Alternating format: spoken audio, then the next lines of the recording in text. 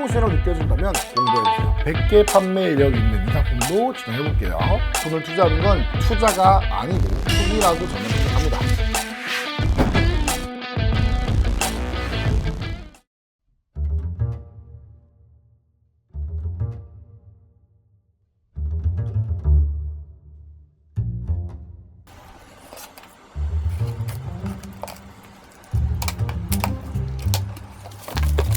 이쪽으로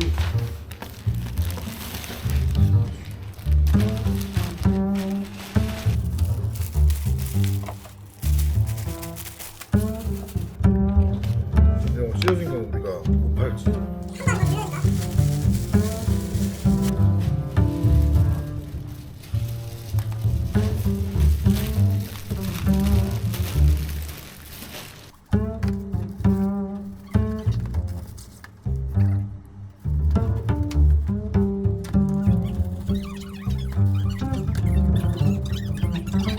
잘 묻었네.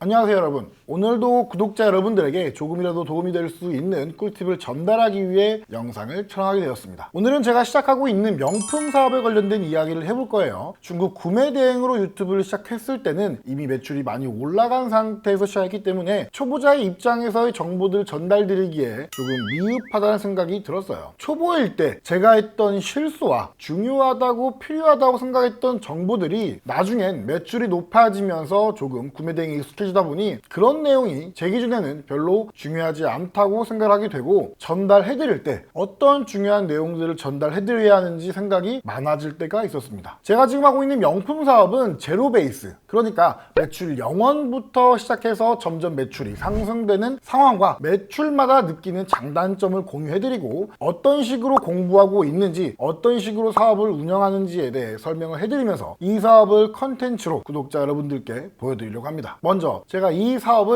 왜 해야겠다 생각을 하게 되었냐면, 처음에는 중국 구매 대행을 시작하여서 내 물건들을 사입해서 이 사입한 상품들을 가지고 브랜딩을 할 생각이었어요. 실제로 제 효자 상품들을 사입해 와서 판매를 진행하고 있고요. 그러다 다양한 전자책을 보고 많은 강의를 듣다 보니 크림과 리셀에 대한 내용들이 반복된다는 걸 확인했고, 요즘은 흐름이 이쪽으로 가는 건 아닌지 생각을 하게 되면서 레고 리셀을 시작으로 수익을 만들어 보게 된 거죠. 그리고 그 과정에서 가능성을 보았습니다. 이미 많은 수요층이 있는 제품들을 판매하는 것, 그 분야의 정점을 찍은 브랜드들, 예를 들면 레고, 그리고 명품이라면 에르메스나 루이비통, 샤넬, 누구나 갖고 싶어하는 브랜드의 제품을 판매하는 것도 좋은 방법이 되겠다 생각이 들었어요. 그래서 그때부터 명품과 리셀에 관한 전자책과 강의들을 보기 시작했습니다. 그래서 저는 크게 세 가지 방법으로 명품 병행 수입과 리셀을 진행하고 있습니다. 참고로 지금 제가 하고 있는 방법은 초보 단계이다 보니 아직 전문적이지 못하고 정보성이 부족할 수 있습니다. 제가 진행하는 방법에서 도움을 주실 수 있는 분들이 계신다면 댓글을 달아주시거나 메일을 남겨주시면 찾아뵙고 제가 배울 수 있도록 하겠습니다. 자, 제가 진행하는 첫 번째 방법은 봇을 이용한 브랜드 리셀입니다. 슈프림, 스투시, 팔라스, 젊은 세대에서 소비가 정말 많은 스트릿 브랜드죠. 이 브랜드들이 쉽게 구매하기가 어려워요. 무슨 말이냐? 슈프림은 한국에 입점되어 판매가 되고 있지만 소비층이 많고 판매되는 물건의 수량이 제한적이다 보니 물건들이 항상 웃돈이부터 판매가 많이 됩니다. 또한 스투시는 국내 공식 판매 사이트가 있긴 하지만 물건을 구매하기 매우 어렵습니다. 물건이 풀리는 순간 바로 짧게는 1분에서 5분 내에 전부 품절됩니다. 팔라스의 경우는 국내 공홈이나 오프라인 판매처도 없어 해외에서만 구매가 가능합니다. 그럼 이 상품을 어떤 식으로 구매하냐? 전 세계의 사이트를 통해 구매합니다. 우리가 구매 대행을 배웠으니 물건을 사서 배송 대행지를 통해 받아온 절차를 잘 알고 있죠? 이걸 이용하는 거예요. 그래서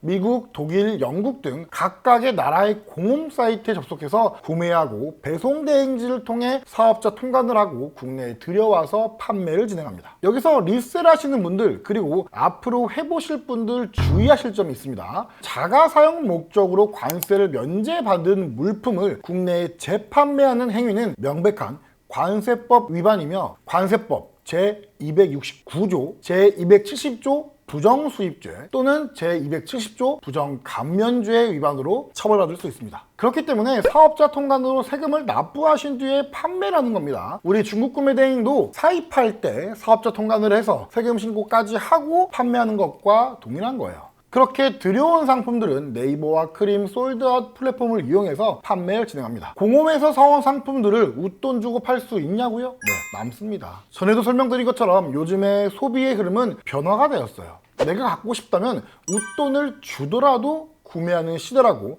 말씀을 드렸었죠. 슈프림 상품으로 예시를 들어볼게요. 이 상품은 발매가가 30만 6천 원이고요. 최근 거래가가 58만 원에 거래가 되었습니다. 공식 발매가보다 비싸게 판매가 되고 있죠. 또 발매가 128만 원짜리가 최근 거래가 193만 원에 거래가 되었어요. 이 상품도 공시가보다 비싸게 판매가 되고 있죠. 배대지 비용과 사업자 통관까지 하여도 충분히 마진이 남을 수 있습니다. 이런 브랜드의 옷을 10개씩 아니면 50개씩 내가 사올 수 있다면 충분히 수익 창출이 가능하겠죠. 그래서 이 방법은 계속 프로그램을 통해 상품 구매 연습을 하고 다양하게 구매할 수 있는 방법도 연습과 공부를 하고 있습니다. 두 번째, 일반적인 명품 병행 수입입니다. 이 부분도 초보인 제가 설명을 드리기에는 많이 부족할 수 있으나 그래도 조금이라도 쉽게 이해할 수 있도록 설명드려보겠습니다. 명품도 하이엔드 명품이라고 해서 명품 위에 또 명품이 있습니다. 그런 브랜드들은 도매를 주지 않는다고 봐야 해요. 에르메스, 루이비통, 샤넬, 고야드 이 4개의 브랜드는 도매를 주지 않기 때문에 현지에서 직접 바잉을 해서 판매하는 방식을 많이 씁니다. 그렇지만 저는 유럽 현지에서 구매할 수 없는 사람이기 때문에 이 방법은 적용할 수가 없죠. 그런데 그 외에 다른 명품은 대부분 도매를 주고 있어요. 이해가 쉽도록 명품을 공급사라고 설명드려볼게요. 공급사는 도매상과 계약하여 도매 판매를 일임합니다. 그리고 그 계약 관계가 보통 10년, 20년, 30년 오래 끌고 온 도매상들과 유지하고 있는데 그 도매상들을 부티크라고 해요. 그럼 명품 공급사가 있고 부티크 도매상이 있는 거죠. 그리고 그 도매상이 도매를 주는 형식인데 여기에서 추가할 게 한 가지 더 있습니다. 여러 도매상들과 또 계약을 해서 다양한 브랜드를 더 많이 공급해 줄 수 있는 소싱 컴퍼니가 있습니다. 자, 쉽게 다시 설명드려 보겠습니다. 프라다라는 명품이 A 부티크와 계약을 해서 A 부티크는 프라다의 재고를 갖고 있어요. 그리고 디올이라는 명품이 B 부티크와 계약해서 B 부티크는 디올 재고를 갖고 있어요. 그럼 소싱 컴퍼니는 뭐냐? A 부티크와 B 부티크를 계약해서 프라다도 갖고 있고 디올도 갖고 있는 거예요. 소싱 컴퍼니는 이처럼 취급하는 브랜드가 더 다양한 겁니다. 그렇지만 자기들도 마진을 부채하는 구조이기 때문에 부티크에서 나온 마진에 자기들 마진까지도 붙어 있다는 겁니다. 소싱 컴퍼니를 통하면 다양한 브랜드와 CS 소통이 빠르다는 장점이 있지만 상품 가격이 올라가는 단점도 있기 때문에 저는 처음부터 금액을 저렴하게 가져오고 싶은 마음이 커서 소싱 컴퍼니에게 물건을 가져오지 않고 부티크와 연락을 해서 현재 물건을 사입해 왔습니다. 부티크에서는 주기적으로 메일로 저에게 주문이 가능한 상품을 전달해 줍니다. 또 요즘은